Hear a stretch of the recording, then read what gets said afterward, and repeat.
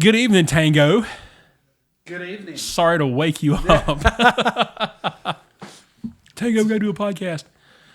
You know how it is. Every Easter, every family event, you're like, okay, I'm gonna eat and then I'm gonna go take a nap. You woke me up 20 minutes into a nap. So. I got you. Well, you're welcome because it was way too late for you to be asleep, so you'll never go to bed tonight. But today is Easter. Today, as we're recording, is Easter. It won't be Easter when you watch this because Easter's only got about 4 hours left as of the time we hit go on this episode. But Easter is real. Jesus is real. Easter is not Ishtar. That's its own episode that I probably should have planned out ahead of time. Ooh. Right? Not Ishtar. My friend Skip Saunders, the etymologist, clued me in a little bit. Etymologist is a guy who studies the origin of words. For those of you who didn't know, Tango knew because he's well read. Well, I also had Skip Saunders. You had Skip, didn't you? Yeah, teacher he's one of your in teachers. high school. Fantastic mind. What a brain that dude's got. But Ishtar is not Ishtar to begin with. It's a Germanic word, Aeshton or something, not even remotely close. And people want to go, well, Ishtar is Easter. It's not. That's stupid. Stop saying it. Anywho, I was going to plug Easter real quick. Jesus is real. He actually came back from the dead. That's what we believe. And if you don't, then you're wrong, as per the last episode. So if you watch that, you know where I'm coming from. If you hadn't watched it, now you want to go back and do it. But only if you've got it screwed on real tight. So, you know, that one will be for you. A bit controversial, but hey, that's kind of what we do here. This one, not related to the last one, but maybe the Grift, right? The Grift. What is that? We hear the term grift all the time. That guy's a grifter. What he does is a grift. What they're doing over there, they're grifters. The grift is a thing, a word that's popped up recently. We hear it a lot now. I don't feel like we heard it a bunch 20 years ago. Of course, the internet and the way information travel now, you know, stuff gets out fast. Yeah, I guess if you were a grifter 20, 30 years ago, it wouldn't have really been a big deal because now you can see the full 180 that people will do. Yeah. And the so flip-flop. The flip-flop. You'll see them. But you know, grifter is not, speaking of etymology, grifter is not the original word, even in English. That person used to be called a grafter. As of the 1860s, there's a famous news article that changed that in, I think 1902, was the first time somebody used the word grifter. And it might have been a typo that just stuck. You know, one of those kind of things. But they called the guy a grafter back in the day when he was running this racket, you know, beating people out of their money.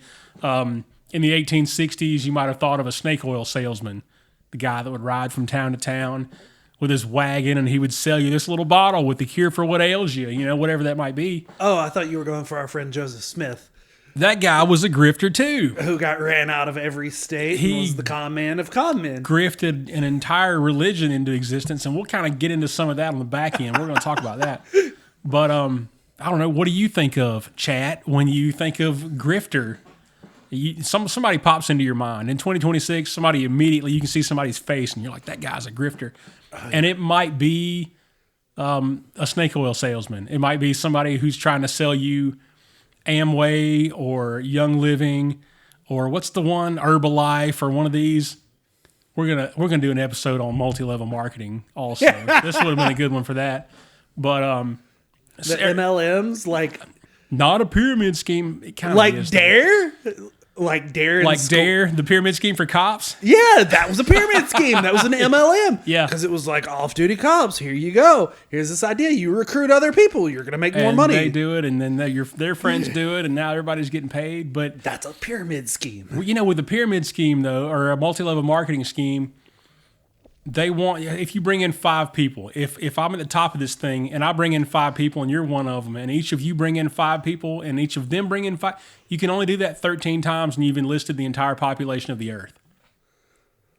What? That's a fact, and you can look it up. Yeah, I guess that would be. Yeah, so you're multiplying this thing exponentially every time you do it. Yeah. Okay, I'm with you. Right? Yeah. Fun fact, did you know the guy who did Herbalife is also the guy who did Dare? Yes, I did know that. I don't know if you viewer, listener knew that, but Herbalife is a scam. I've done a deep dive, and we'll get into that. And some people are going to call me when this episode drops, and they're going to be upset. But I have firsthand experience with that, and I'm promising that episode. Maybe that's the next episode because I've been sitting on that one for a long time. So we'll specify that grift in particular.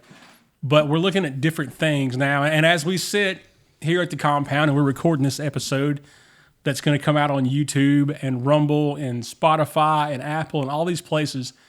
There are people out there. The last thing I ever want this to be is a grift, right? I want to give you guys something valuable, even if it's just a half hour, an hour and a half, whatever, of clean entertainment. I like to think it's, we do something most of the time that's informative or inspiring or educational, but sometimes you just need something clean to listen to for a while. And if that's your thing, then maybe we do that for you too. But I don't want this to be a grift. I don't want to just get on here and say insane things for the sake of you clicking on it. But if you scroll YouTube for any period of time and you're looking at thumbnails of videos and it's like there's a thumbnail, a picture of a guy looking like super surprised and there's an explosion or his buddy's falling off a skateboard and the title is like, not again, or you're never going to believe this. Matter of fact, Drew and I did an episode, I think it's like episode 5 or 6 of Burnham podcast that was called You're Never Going to Believe This. And that was the sensationalism is kind of what it was about. But that's a thing that happens in the realm of content creation. Forget the mainstream media. That's pretty much all that is these days. But so many people are just out there sensationalizing everything. Yeah. I can think of a couple of these lovely swindlers and con men who are currently there. What is her? Oh, Greta Thunberg. Greta, our favorite environmentalist who says the world is going to end and we need to kill fossil fuels and end it now. And then suddenly we must give Cuba oil. Yeah, Greta. And by the way, Greta's not going back to school until you fix the weather, okay? Yeah. So there's that. God bless her. I'm sure she homeschools. But we see that. I watch Ryan Hall, y'all, for my weather daily. Every time he puts out a video, I watch it because Ryan Hall is dead on, and he's good. He does a good job. And if a tornado's coming, I need that guy to say, watch out. Right? Yeah. I need his thumbnail to say, here it comes, or it's going to be big. Like, oh, there's a tornado. We live in Georgia. Like, tornadoes happen here. It's a thing. But there's another guy whose information is good, but his thumbnails are like Armageddon, or like it's the end of the world. Doom is coming. Yeah, the apocalypse or whatever. I don't need that. Tell me it's bad, and I'll buy in because your information's good. Like, whatever. I can watch his videos too, and they're informative. I think he's in Alabama, so it's a little more local to us. That's good, but like, don't try to sell me on some sensationalism. And maybe I'm old. Am I a boomer? I'm not a boomer. I'm Gen X, but like... You're talking like a boomer, though. I know, I sound like a boomer. But just give me the information.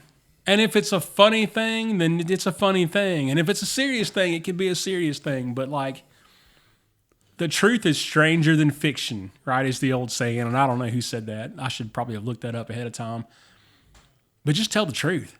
And the truth is wild anyway, right? Like, just look out your window. Like, there's some wild stuff going on out there. Yeah.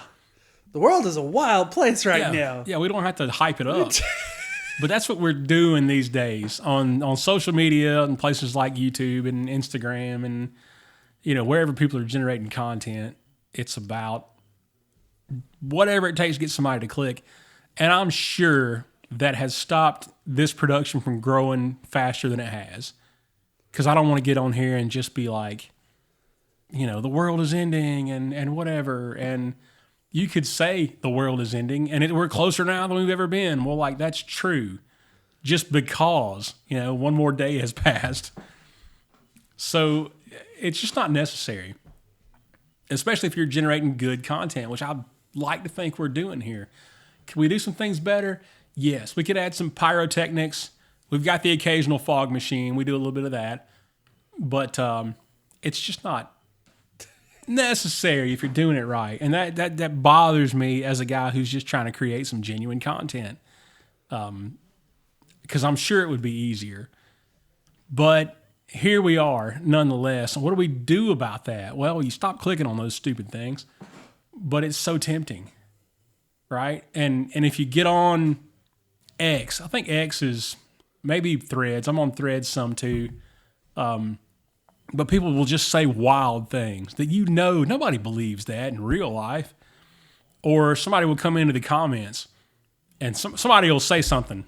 They'll make a post. And then somebody comes into the comments and they're like, nuh-uh, you stupid idiot, you moron, you whatever it takes to get a fight started, right? Because we know now that every time that little blue bubble pops up on X or the red one on Facebook or whatever, we get a little hit of dopamine. Oh, I got notifications. Let me get on there. And there are people who wake up every morning and want that dopamine.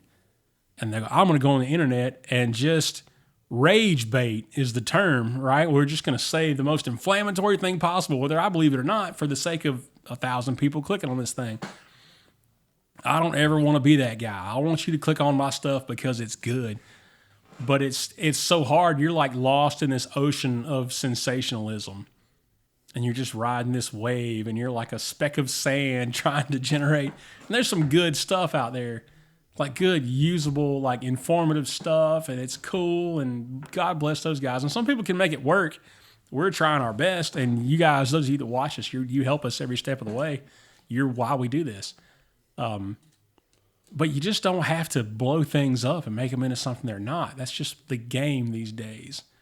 So the trick is not to engage with the bait. And that's hard because I want to get on there and be like, well, I'll just straighten this guy out. You won't, though, because he doesn't want to be straightened out. He wants the fight. He wants the little dopamine hit from his notification. He doesn't care what you say. He's just waiting because he knows what he's going to say next. So he's not listening. You know, you're not listening with your ears at that point. Not that it's an ear thing anyway. We're reading all this stuff. But, I got to spit this thing out because it's going to send me to the moon. I'm on one. We're micro-dosing. I've gotten what I needed. Anywho, that's at 12:28. But it's not just limited to content creation. There's plenty of that out there. But it's 2026. Right? And anybody that's more than 7 or 8, maybe 10 years old now remembers COVID-19 and what a grift that turned into. Number one, listen to me. People died of COVID.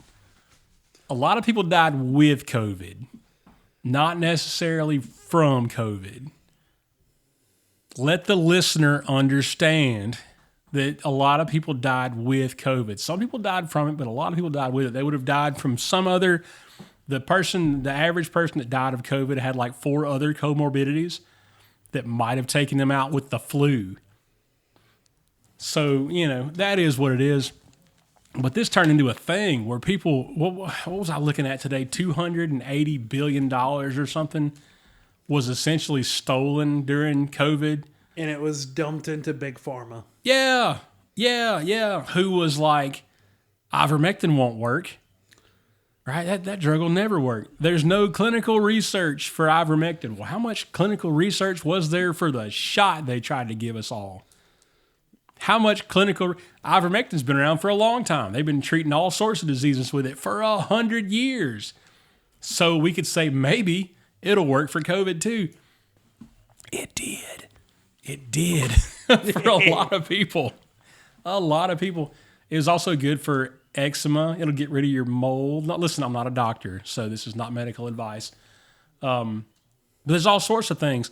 I got a buddy that just eats sometimes. You can get it at Tractor Supply, right? Oh, he gets the actual horse paste. Let's call it horse paste. That's what it is. And he buys it it's 1.87%, which is when they prescribe it to you, they give you 1%. My dude just eats some ivermectin sometimes. Guess who never gets sick? Guess who's never had COVID? That guy. Now, I understand that's anecdotal. That's one dude that I'm pointing to. But dig into it a little bit. AI will tell you that Pierre Corey was a grifter. Because when I asked about it, I was like, who all was grifting, COVID back in the day? And they were like, oh, well, Pierre Corey did. check out Pierre Corey's episode on the Joe Rogan podcast, and then you tell me if he's a grifter. Now, some of you are going to say he's a grifter because you just heard me say Joe Rogan. But Pierre Corey, Peter McCullough was another doctor that was like, hey, this stuff they're doing, they shouldn't be doing. And I know because I invented this stuff they're doing. That's not what this is supposed to be used for. But there were way more clinical trials for ivermectin than there were for the vaccine. It's a good thing we're posting to Rumble again. So we can look at that, and we can look at like the PPP loans? Yep. That I did an episode about at one point, and where I cautioned churches against taking this money, because you start taking government money, then there's government regulations that goes along with it, and that's the last place that it needs to be is in your church. But that was a thing they were doing. People were like, oh yeah, I need that money for one thing or another, and then like a bunch of it, like Tango pointed out, got funneled back into big pharma. Yeah, a lot. Oh, goodness gracious. Yeah, right? Funneled everywhere. Just money disappeared like it does from the Pentagon. Whoo! That's conspiracies. That's not grifting. My apologies. Yeah, but how many times do the conspiracy theorists have to be right before it's not a conspiracy theory anymore? Or it's still a conspiracy theory, but it's right. I don't know. My Alex Jones was right jar is getting really, really full. And I'm kind of starting to think maybe he ain't as crazy. Oh, man. What was it? It's just the delivery that's getting me. There was a doctor, he's a chiropractor, and I think he's in Indiana, maybe Illinois. I could be wrong about that entirely. But his name's Eric Naputi. And he was heavy in the socials during COVID. And they wrecked him. They completely wiped him out. And only recently, like in the last couple months, has he been back on the socials and YouTube and things. The government sued him for listen to me when I tell you $50 billion. They sued this rando chiropractor in Indiana. Shut him down. I don't know if they ever tried to like kill the guy, but they tried to kill who he was. They hurt his practice. They eliminated him from the socials and from YouTube and all these places because he was like, hey, let's take better care of ourselves. Let's take some vitamins. Let's get on some monoclonal antibodies. Let's take some zinc and some vitamin D. We'll be okay. Get regular chiropractic adjustments, and some people will say, I don't believe in that. My chiropractor is the only doctor I can go to and feel better immediately. So there's some validity there to the chiropractor, even though he's not immunologist or whatever.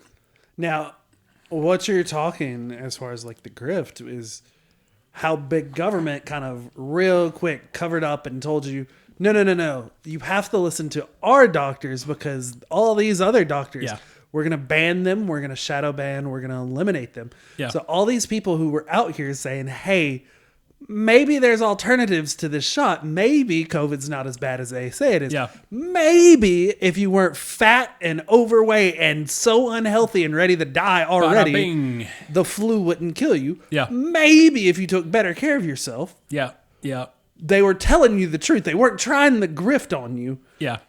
Where you have certain superstar mega doctors who have absolutely fudged up every big chance they got of, you got a double mask. Yeah. Oh, gosh. Double mask. You got a double mask. But then he also fumbled the AIDS epidemic. Same guy. The same guy. Man. Told you if you come into contact with these people, you're going to get it.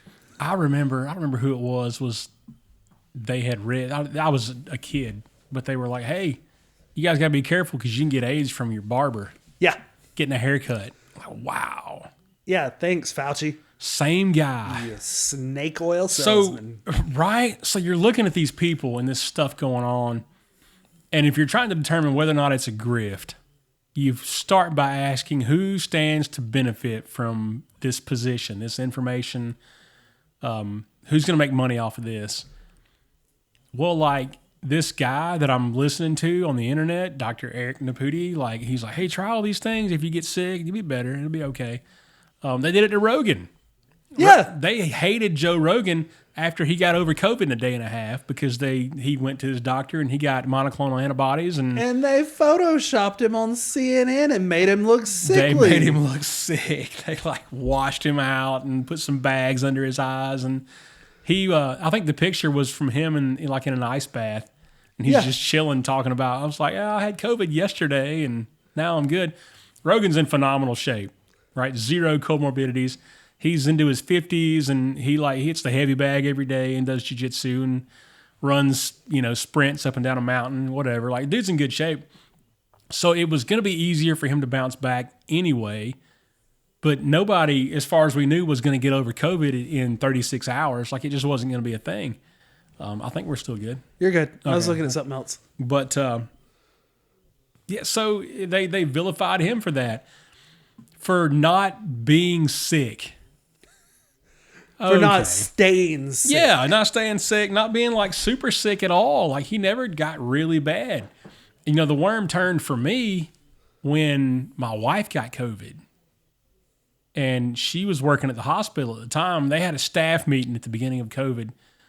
And they were like, I wish I could remember the number, but they were like, hey, X number of you guys are going to get this thing. And then X number of those people ain't going to make it.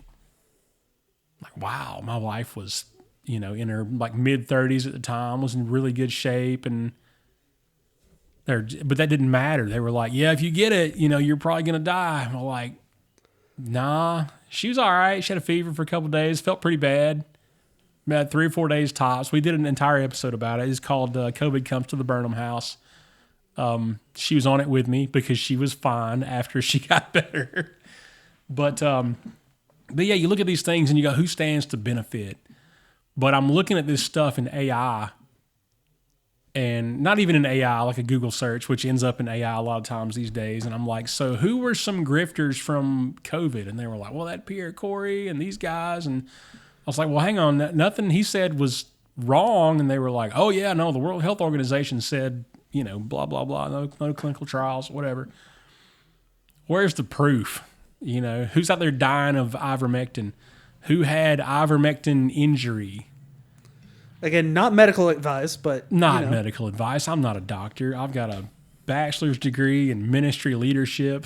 And journalism. And then an associate's in journalism. Yeah, whatever.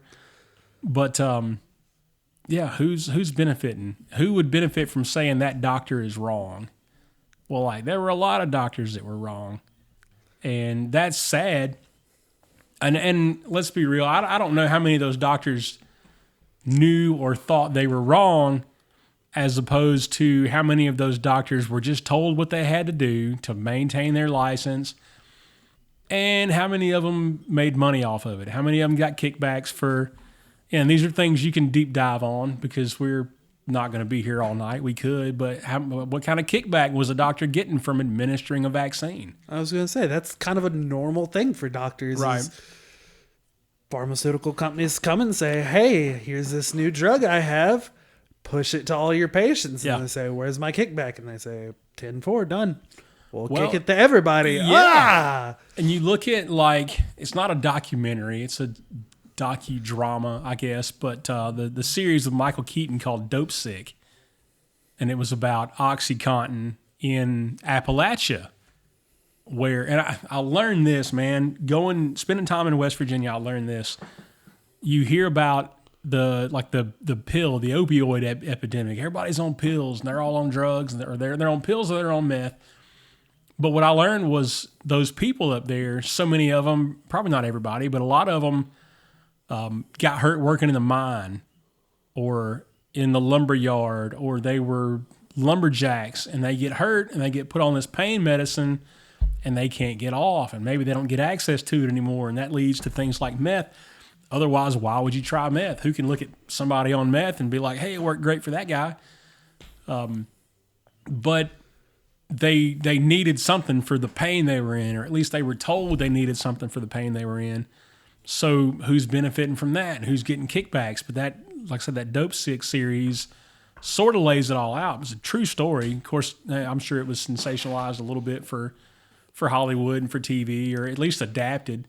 But that was a real story. Don't take my word for it. Look it up. But, COVID is the biggest thing we can think of. But it's, what are the odds that we're out here curing cancer or at least could, and we just won't because there's less money in it. There's way more money in us being sick. If I can, if my doctor's got me on 3 or 4 prescriptions, then how many folks get paid for that? Well, my doctor does, and the pharmacist does, and the people that make the pills do, and then, now this money's going all these different directions. And this is why I don't go to the doctor, Danny. This is why I don't go. Same. I don't trust Just lot of these take care folks. of yourself. I'm more diligent about working out now than I ever probably have been. Losing weight, getting in better shape. I'm too old to be fat. But I don't know. If you're not sick, like you're probably on your way because you consume a ton of sugar or, whatever. It turns out it's bad for you too. So who stands to gain in any situation, right? From you just being involved in whatever they've got going on or buying whatever it is they're selling you. But you feel like you need it because it's medicine. You're sick. You need medicine to get better. Well, like, it's not always true, I guess, but if medicine as a whole, if medicine worked, you wouldn't need to refill your prescription, especially for years and years and years. That's tough. That's tough for us to swallow. You ever watched Lost? Yep. Okay, so they find that bunker out in the woods, and they've got to punch that number in every few minutes or whatever it is. They got to punch that code into the computer or something's going to happen. Yep. And they discover it and they're like, well, we better do this. And now they got to punch the number in no matter what. Like, well, somebody's got to stay here all the time. Well, what happens if we don't? Well, we don't know. So we better just keep doing it. But that kind of reminds me of what we're talking about here. Isn't there a term for this? I'm sure. Gosh. I'm sure there is. When you feel like it's not necessarily a placebo, maybe. No, placebo is like... It's where you take something, yeah, whether or not it actually works. That's the sugar pill versus the normal. Right. But it's a thing that you think you have to do. I'm not saying stop taking your medicine. That's not what I mean. If you're on this stuff, there's a way to get off of it, probably, but do it the right way. Don't do it because some podcaster told you. But that's what it reminds me of. And you think, well, if I'm doing this now and I have to keep doing it because something bad's going to happen if I stop. Well, who benefits from that? That was also about the time I quit watching that show, so I'm not even 100% sure how it turned out. But I don't think it ended because nobody punched that code in. But that's what it seems like to me. But the healthcare industry, the medical industrial complex, as it were, is what I think about. That's what, when we talked about things that come to mind when you think of a grift, that's the first thing that pops into my head. What they do to us in the name of doing it for us. Man, I hate to be like, this one's going to get us kicked off of YouTube. Because, I don't know, we're probably not big enough for YouTube even though we're here, but here we are.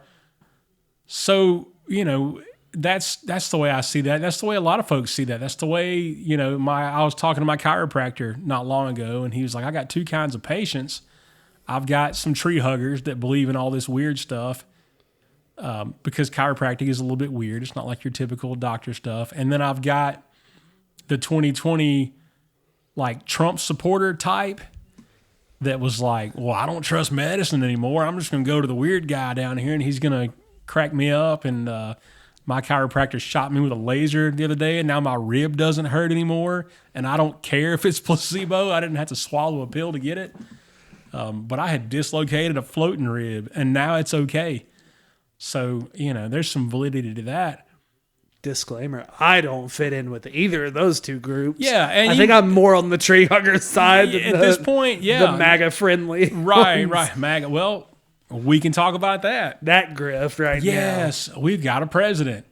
Who is a grifter. He's a known grifter. Is a grifter. I'm not going to use the con man word because he took $1 million, turned it into multi-billions, but yeah. You can do that as a con man. Well, as nicely as I can put that. Right. And let's talk about what a con man is. We talked about a grafter and a grifter.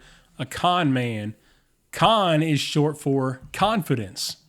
So he is a very charismatic man. He's a super charismatic man. And what a con man or a confidence man does is try to build your confidence in him. Now, Trump he doesn't seem like he's in office for the money. He's not there for the money. I would like to say he's there for the right reasons, but he's got the wrong people in his ears telling him, do these terrible things. Hey, we need to pour money and billions and millions of dollars into the war complex. He's given his presidential salary away. He's never taken a dime for being the president. And he's wealthy enough that people can find his net worth, and they've tracked it, and he loses net worth while he's president. So I don't think he's in it for the money, but that guy, nobody loves Donald Trump more than Donald Trump, right? And he loves the camera in his face, and he loves the dopamine rush that he gets when people want to argue with him. He has time to argue. And it's not just, it didn't start when he became president. Like, if you followed Trump on social media. His Twitter history is fabulous. It's insane. It's insane. But he likes the attention. And who gets more attention than the president? Well, the president who says crazy things. Here's your disclaimer. We've been critical. If you've watched the show for any period of time, you've seen episodes where we were critical of Donald Trump. I've voted for that dude 3 times. Because who else was I supposed to vote for? That is what it is. The first term I felt like was pretty good. We did America stuff. No new wars. We got out of Afghanistan. Yeah. The second term, I'm really disappointed in. Yeah. We've fumbled every way. Yeah. It's been a fumble after fumble after fumble. And it's just not getting better. No, and we're in a new war now that's probably not our war at all. And I get there have been hostilities between us and Iran forever, but we usually can settle that with a slap on the wrist or a missile or 2 here and there without launching a full-scale war. Yeah, and now we're looking down the barrel of boots on the ground at another endless war. Yeah. Well, and who stands to gain? Who stands to gain from the war? Is it America or is it some other country? See the previous episode. But, that's what you look at. So is he being controlled or is he the grifter himself? On some level, he is the grifter himself. He gave us the COVID vaccine, right? He was so proud of that. He is the king of it. Operation Warp Speed. It's going to be the best vaccine. It's not a vaccine at all. It's gene therapy. So there's that. And, people who are going to throw rocks at me for criticizing Trump worship the guy and they need to stop. Politicians deserve to be criticized. Sorry. They have to be. You have to be able to hold them accountable and say, hey, you said this, but you turned around and 180'd on us. Yeah. Trump says he's a Christian, does very, very, very unchristian-like things. He's not. He is not. He is not. As many people that go to church and want to scream Trump is God's gift to us. He is not. There is no fruit. How's this? For the don't judge me crowd, there is no fruit. Yeah. When Paula White is your spiritual advisor, you're in bad shape. You're barking up the wrong tree. The tree is barking at you at this point. If Paula White is the one that's supposed to be telling you, what's what in terms of your relationship with Jesus Christ, she doesn't know. He doesn't know. He has surrounded himself with yes men and women. And then when you don't agree with him 100% of the time, he will throw you under the bus so quick. Yeah. Pam Bondi. Yeah. Pam Bondi. Yeah. Joe Kent. Joe Kent got out of there before he got thrown under the bus. He's ready to throw everyone he can under the bus. Yeah. Yeah. Tulsi Gabbard's going under soon. She's next. Yeah. If she doesn't quit first, she's going to get booted. God forbid. I hope she runs. I'll vote Democrat at this point for her. Well, she's not a Democrat anymore. She says she may if she takes the fired approach, she can say, "Look, I was a Democrat. I came over. I worked with the previous administration amicably, and they fired me. I'm back. I wanna make things better." Yeah, she is actually a moderate. Yeah, she's a centrist at that. Yeah, she's still left-ish, but she's more centrist than I'll take it. Just about anybody out there. I'll take it over a warmonger at this point. Gosh. Yeah, she and I are going to disagree on so many things. We're talking about healthcare and improving lifestyle over medicine. So Robert Kennedy Jr. comes to mind. Same way. We're going to disagree on some things. The worm in my brain tells me. But who's making the most sense at this point? And I don't know. Maybe we're chasing rabbits here. Yeah, but that's the grift. Is like who makes the most sense, right? So you got to really do your research on kind of who you're out there following. You can't just blindly follow anybody because I mean, you end up with your David Hoggs, your Kamala Harris's, who are going to grift to you all day. Yes. So we can attack the right. We can also attack the left. Yeah. Both sides are not clean and clear of this. Both Two sides wings of the same bird, right? Yep. That's what we're saying more and more these days. Unfortunately, that bird is a bald eagle. Yeah. Flying in America right now. Oh, it is. It is. So, but we can criticize them because they're all grifters. Yeah. If you're going out and you're making money off the cause, to me, that kind of immediately starts saying, hey, something's not right here. Yeah. There's some red flags being raised. Oh, okay, you're lobbying for things. Oh, you're getting kickbacks from politics now. Okay, that makes sense. You know who I think is in it for the right reasons. And he may prove me wrong any minute, and we will disagree on a number of things. John Fetterman. I absolutely agree. I think he is in it for the right reason. Yeah. I think his wife is in his ear telling him all these terrible things, and he's like, no. So he's looking down, dropping out of the Democrat and becoming an independent for Pennsylvania, and I hope he does. Yeah. I really want him to. And I didn't know that about him based on his run for Senate. I was like, this he's still left, and he was hard to read for a while because he was recovering from a stroke and all these different things. And then he goes on Rogan. And you can hide who you are, right? It's easy to hide who you are in a sound bite or a short press conference. But when you sit down and do a podcast for, I don't know, what was his episode? 2.5, 3 hours. It's tough to hide who you are. Everything comes out. Yeah. Who you are comes to the surface. So who he was a guy that was concerned about his constituents. We got to fix these things, and we got to do these things better, and we got to stop wasting money on this and reallocate to that. And I thought that was great. And then I'm watching, I love the Anthony Bourdain shows, rest his soul. But I forget, No Reservations maybe. Might have been a chef's tour, but goes around all these cities and visits places. And it's about food, but it's really about the culture.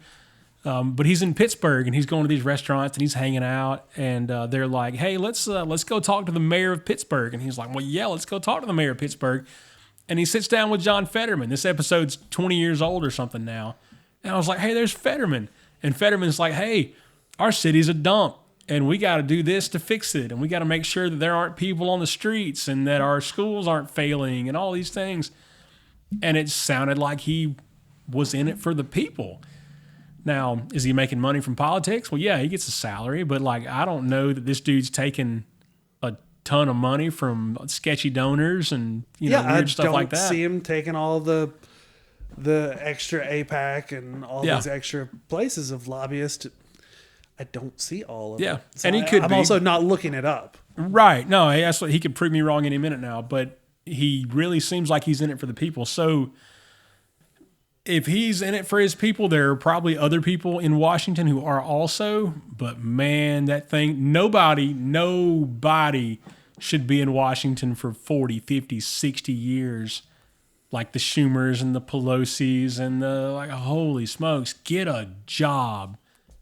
Like you just, cocaine Mitch at this point, is what Ben Shapiro calls him, who, God bless Ben. But Mitch has been up there for 40, 50 years. Like, what are you doing? What are you really doing? You're keeping that military base in Kentucky, and people are getting paid. Well, okay, cool. God bless you. Who gains from that? Another one, and we can point to this one, AOC. Yeah. She's not a grifter. She really does believe what she says. full-heartedly. She may be dumber than a box of rocks, and that's insulting the rocks. But God bless her. She's not grifting on it. No, I don't think so. You can look at her and say, "Wow, that's an unintelligent person." Yeah. But she's doing it because she truly feels like it's the right thing. I think to so. her. Yeah, she's wrong from her approach, but you're allowed to be wrong. Being wrong, in America, you can be wrong if you want to. Wrong and strong, baby. Yeah. Let's go. We're not liberals, I promise, man. If you listen to more than 2 episodes of this show, you know that. No. It's just the current situation of geopolitics is we're looking to it and we're seeing, oh, wow, the right has a lot of grifters right now that are burning a lot of bridges. Yeah. And with them going into a midterm, it's just all bad. Yeah. And the left has figured out, oh, we can just shut up and let them burn down. Right. So what's going to happen is both sides are going to realize that at some point, and they'll go, well, if we just shut up, the other side will sink themselves. And the other side's thinking that too. And then both sides will shut up, and then we'll be fantastic. We'll just be golden. So that's what led to the 2020 election of like Joe Biden ran from the basement and Trump was out in the public and got absolutely annihilated because Biden just shut up. Hid in a basement. They hid the old man. Shut it down at like noon every day. He was done talking. They hid the old man in the basement. Yeah. And then they're like, we'll let Trump hang himself. But even he's been in Washington his whole life. Forever. He's never had a job. What? He was 26, 27 when he started? Something like that. Yeah. And he's in his 80s now, and he just wrapped up being president, a year and a half ago or whatever. Yeah. So here we are, Washington. As a rule, I think it's safe to say Washington is just a grift, which is why it's important to vote for a Bo Brown. Just some dude that's never been there before. And even if Bo goes up there and stinks it up, like, we'll just get a new guy. And, let's try another homegrown grassroots dude. I'm not writing Bo off already, but he's the example that I named. But he's a dude. Bo lives down the road, he's got a job. Like, we can go to where he works. Yeah. He's not some way off, untouchable guy that has a security staff and, he runs his own website at this point, running for Congress here in Georgia.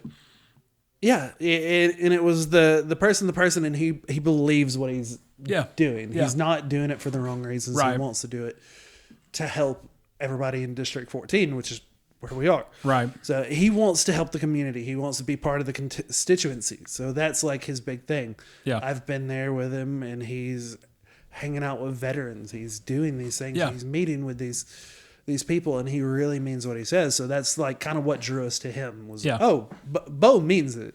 Yeah. Yeah.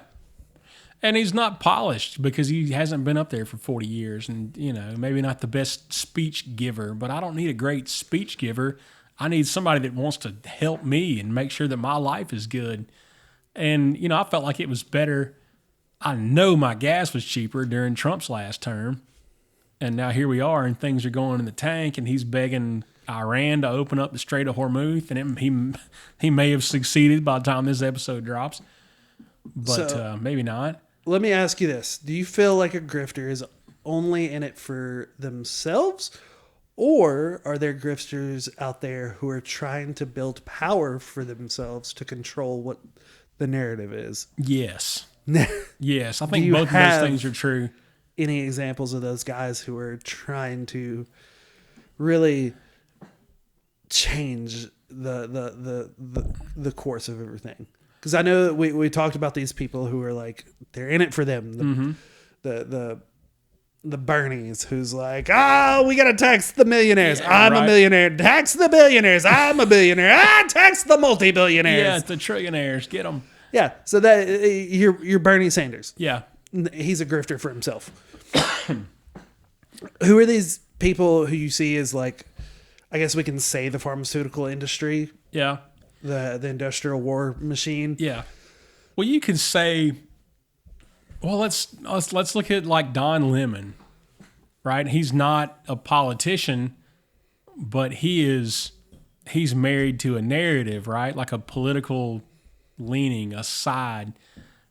So much so that he kind of fell on a sword with CNN, got himself fired, And he's still doing the same stuff. He's just independent now, like Tucker Carlson and these other guys, Bill O'Reilly, that we've seen get fired from major news outlets. And then they just started their own thing, and they're recording in their basement bunker compound just like we are. But those folks like that are protecting a narrative. Don got arrested not long ago for the thing that went down at the church. So we did an episode about that too. But they're in it for themselves, because when he holds up that microphone, it's got his name on it when you see it, just like ours does too. I think our thing might be right here when you watch this. But our little watermark or whatever. And you got to market yourself on some level. You just have to. Right. I'm bad at that. But these people that will die for the cause, not like die for the cause, but will sacrifice themselves for the cause by doing things like getting arrested, to bring attention to themselves. And even if they get shut down, it was still for the good of their cause, or whatever. So can we point to some organizations, and maybe I cut this one out, like Black Lives Matters? Yeah, 100%. The founder of it took all this money and bought houses and mansions. Right, and did what for the black community? Exactly. Yeah. Sorry. Please don't hate me. Please don't hate me. Or hate me. I don't care. Yeah, but what are you going to do at this point?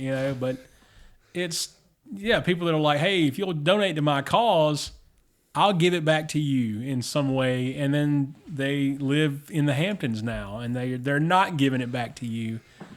That's tough. That's a grift, right? In the name of the cause, but also in my own name, where I have a new house and car and a nice boat, and I'm on vacation for the rest of my life. So, yeah, those are out there. That was one of them, a good one. I don't know, maybe Planned Parenthood. Oh, that's a great one. Yeah, things along those lines where they're like, I got to protect this. Here's one for you. The pro-life movement. Yeah, there is no, The pro-life movement has done almost nothing to eliminate abortion. There is no such thing as a pro-life movement. Yeah. Pro-life is not a thing. It's just anti-abortion. It's anti-abortion, but then not even. Here's an example for you. They were going to pass a bill in Louisiana to abolish abortion, to criminalize abortion. Guess who came out against it? The pro-lifers. Louisiana Right to Life. They were like, we got to shut that down, because if there's no more abortion, then we all got to get jobs. And a lot of people are going to take that one as a more controversial statement. We just call pro-lifers kind of useless, because they are. Yeah. We were working on, I was part of a group here in Georgia, a group of pastors, and we were working with Jeff Durbin from Apologia Church. Jeff's traveling all over the country now trying to get these bills passed. And as I don't think the bill ever got out of committee here in Georgia, and it may have even never been introduced, because I know it was late getting introduced. Like, the guy was supposed to drop it in the hopper at like noon on this day, and it hadn't happened, and we're waiting on it. And I called him once or twice, and he never answered the phone. I'm sure other people were calling him too, but it just never got off the ground.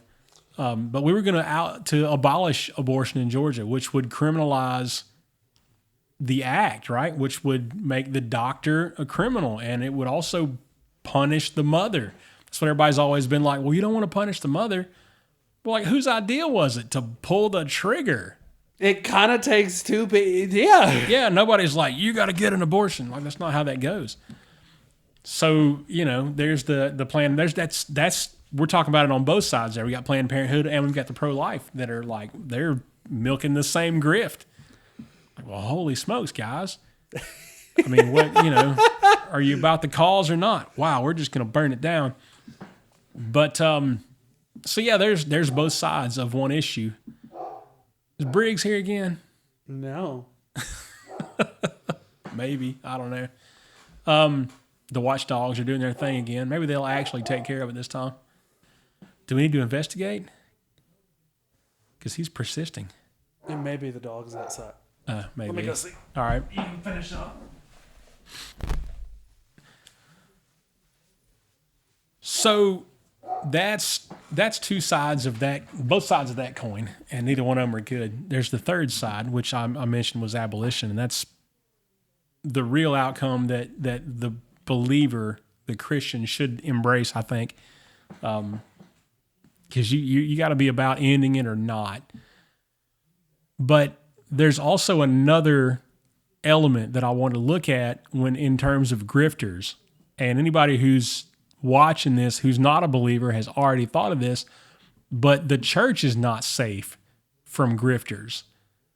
And as I say that, you're thinking about whatever preacher you saw on TV today or whatever clip you saw of a guy preaching in a gajillion-dollar church or an arena in Texas.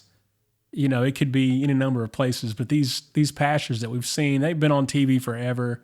You used to be able to see them late at night on TV, and they're on there trying to sell you. One guy was selling like these survival buckets with this food in it, and it was just awful, and they couldn't sell them, and they were like trying to recruit people to buy them, and all the money was going back into their ministry. Meanwhile, they're buying like their third airplane or whatever. You think of a dude like Kenneth Copeland, who in fact has two, private jets and a net worth of $1 bajillion, whatever it is, Jesse Duplantis.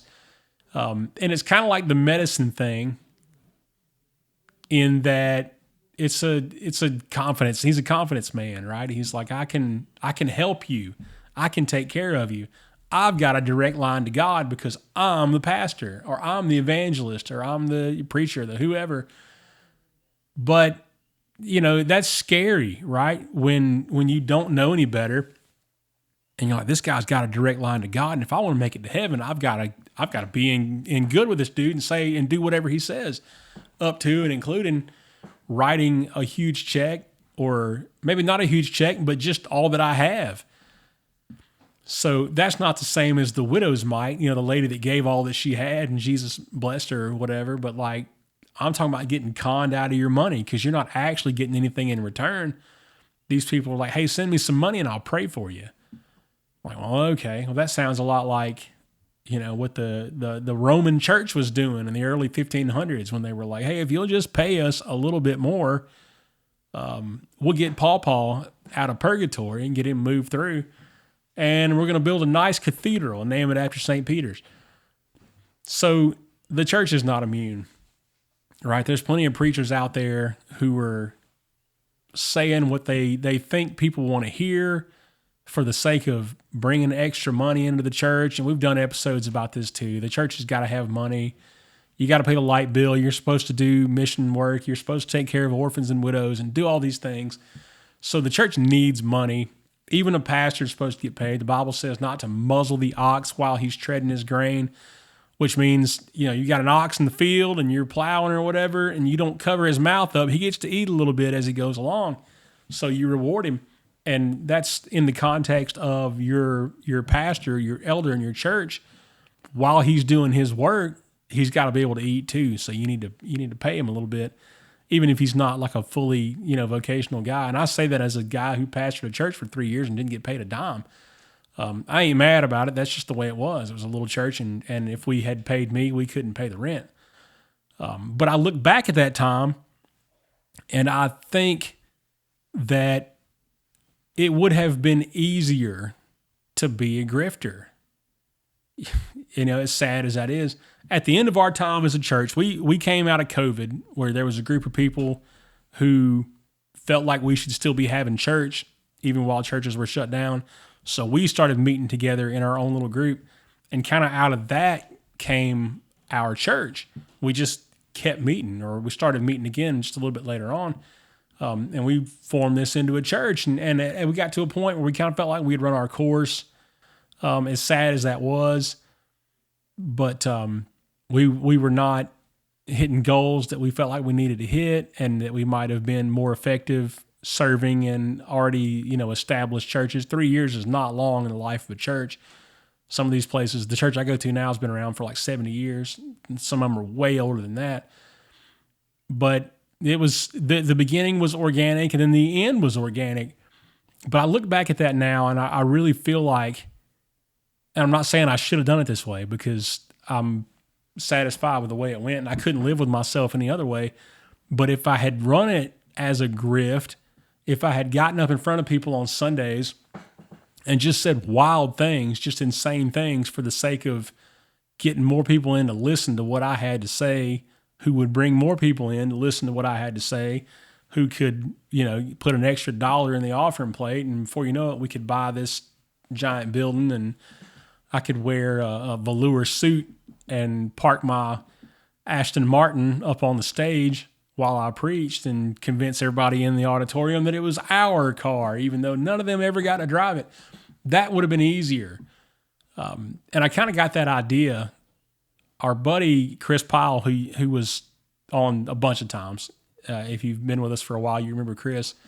He talked me into watching. It was an HBO series called The Righteous Gemstones. Don't watch it until after your kids go to bed, and then probably don't watch it anyway. But it was about this family who ran this mega church, and they were all the things that you think about. It was like a perfect research assignment for me as a pastor, to see all the ways not to do it. But it was all these examples of these guys driving around in $100,000 sports cars, and they lived in this giant compound with this mansion, and they had random monster trucks and private jets and whatever they wanted, and they were wildly insane, and they were foul and profane and whatever.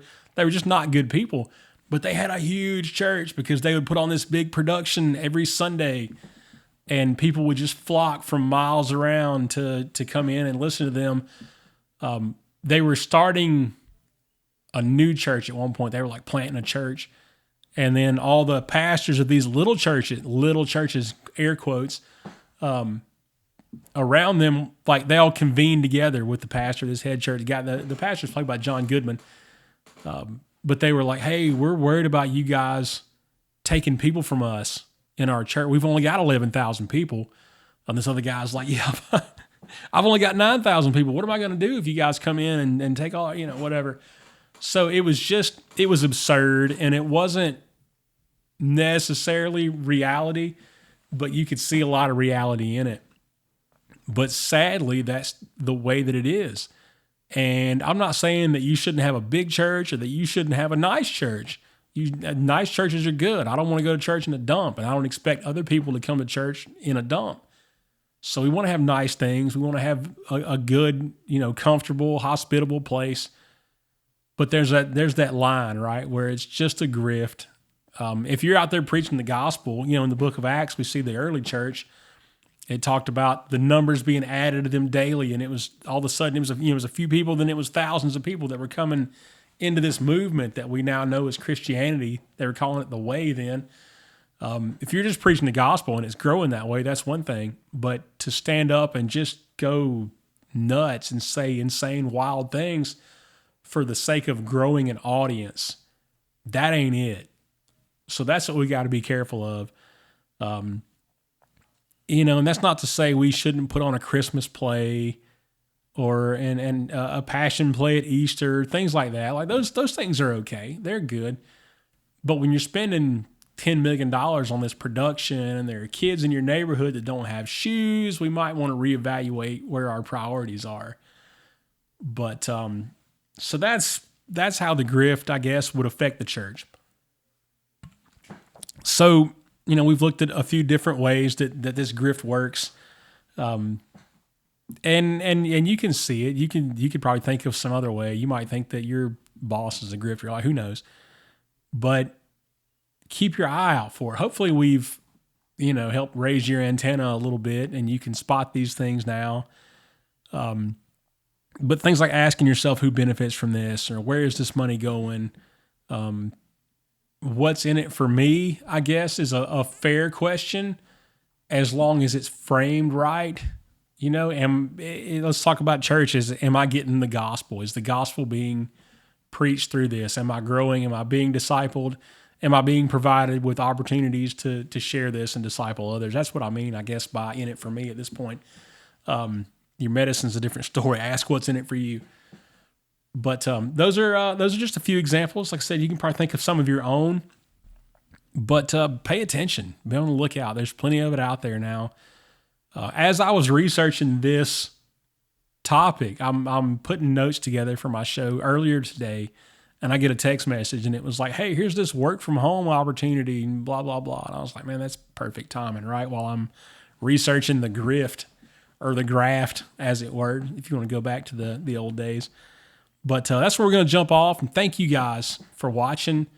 Man, I look at our numbers every episode. I kind of obsess over them, and I don't need them to be, huge.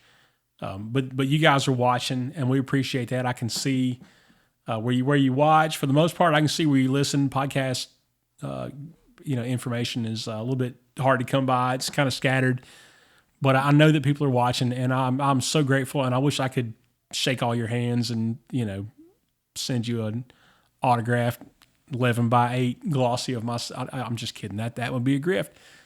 But I'm grateful for you all and for what you mean to us. You're the reason we do this, and I hope that you are inspired or educated in some way. And if not, then there's other stuff out there, and you can go find the people who with the crazy thumbnails with the explosions, and you're never going to believe this. But that's not going to be us. So thanks for what you do, what you mean to us. And we're going. I'm going to talk around in circles again if I keep going. God bless you guys. We love you. See you next time.